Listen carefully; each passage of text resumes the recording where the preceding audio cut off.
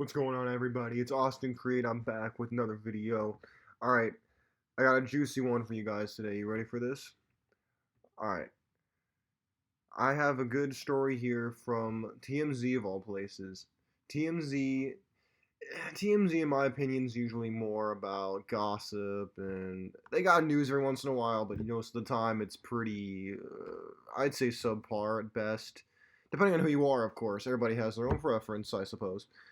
But this one hits home because I'm from California, and in California, supposedly, I'm looking at it right here on TMZ.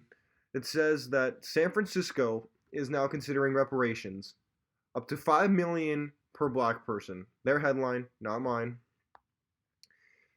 And this one hits home. All right, this is pretty close to home. But here's what I don't understand: we're still talking about reparations after all this time. We're still talking about this. What part of okay, I mentioned this on Twitter actually not that long ago. So if you want to go check that out, you can find me at Aussie Creed. But here's the thing: it all comes down to when is it going to be enough? When is it actually going to be enough? Now I'm not black, obviously you can tell that by just looking at me. But here's what I don't understand: why is it that 8% of Southerners who could actually afford to own slaves, by the way, you can look that up, Pew Research Center, look it up. Why is it that everybody who's then white, because they were white, suddenly owes something to African Americans? And not just whites, by the way. It sounds like they're taking it from taxpayer money, which would mean everybody gets to pay, whether you're Asian, Hispanic, or Arabic, Indian. Doesn't matter. Doesn't matter if you showed up here 10 years ago, or you showed up here 100 years ago. Doesn't matter. Apparently now you're paying reparation. You could end up paying reparations if you live in California,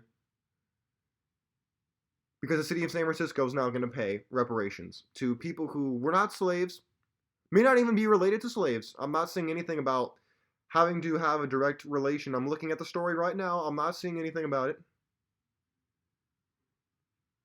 This is disgusting. This is disgusting. I don't understand why we're having this. Oh, and look at this. They're going to clear all their debts and tax burdens, wiped completely clean, no questions asked.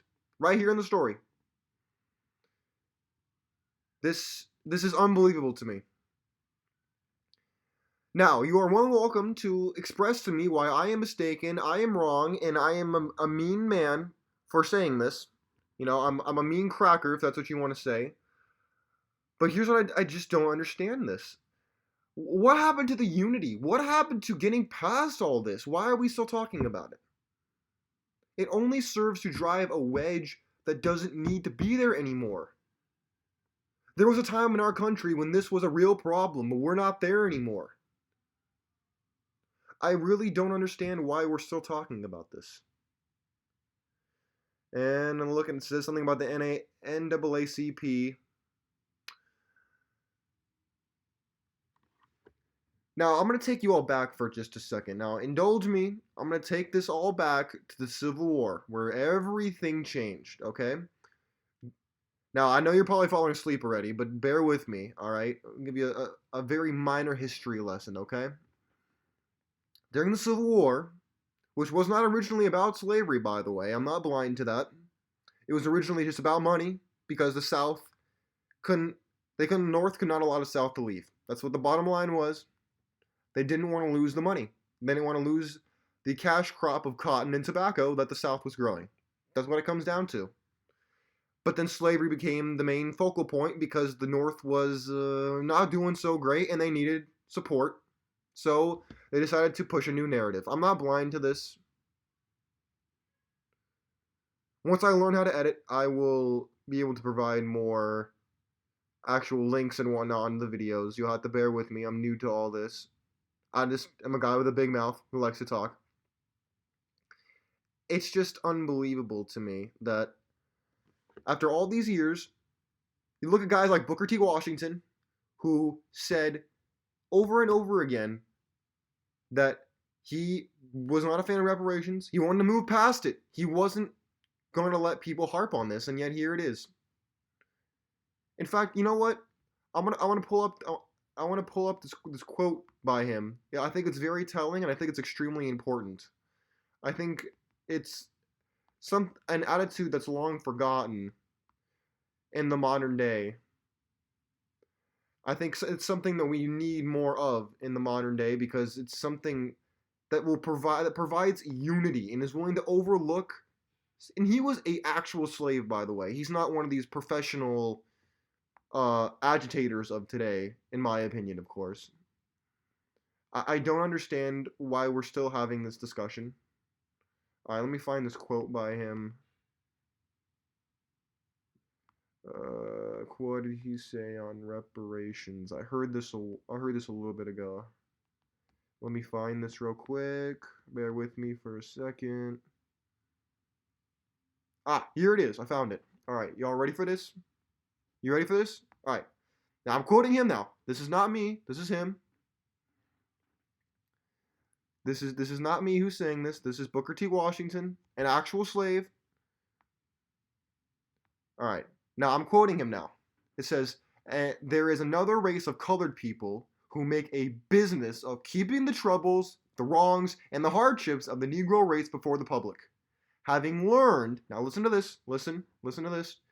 Having learned that they are able to make a living out of their troubles, they have grown into the settled habit of advertising their wrongs, partly because they want sympathy and partly because it pays.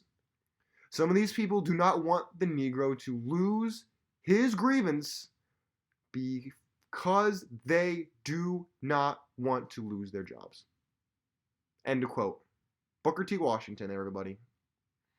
Now, when's the last time you heard people like Al Sharpton, Jesse Jackson, take your pick. People on TikTok, people on Instagram, even people on YouTube. When's the last time you heard someone say something like that? You didn't, because they don't. I think the only person who would maybe be Candace Owens. She's the only person that might say something like that. Other than that, I don't hear much about this anymore. I don't hear much of this rhetoric anymore of people who actually want to move forward to provide unity to this country instead of just trying to get a check from Uncle Sam for something they never suffered from. You have any idea how much immigration happens in this country? How many people come from the Caribbean, from Africa, who were not slaves, who have just come here to get a better life, like everybody else who wasn't a Native American did? My ancestors are Irish, by the way. Irish were treated less than dogs when they came to America, but we don't want to talk about that. It ruins the narrative. It ruins the narrative. Anyways, what are your thoughts? For all I know, I am indeed the minority on this issue. I fully expect to be. If you have anything to bring to the table, you want to dispute this, take it up with TMZ, not me, because I am using their article. And if you're upset with the quote I gave, go to Booker T. Washington, bring it up with him, because it was him who said it, not me. But in all seriousness, hey, if you guys want to talk about this, I'm very much open to discussing it, and it's something that I think needs to be discussed, because this is something that should have been dealt with a long time ago, because there wasn't justice done. I'm not going to sit here and say there wasn't. But why are we bringing this up now? Of all times, why is this still happening? Anyways, I hope you guys have a great rest of your weekend, and it's been Aussie Creed, guys. I'll talk to you later.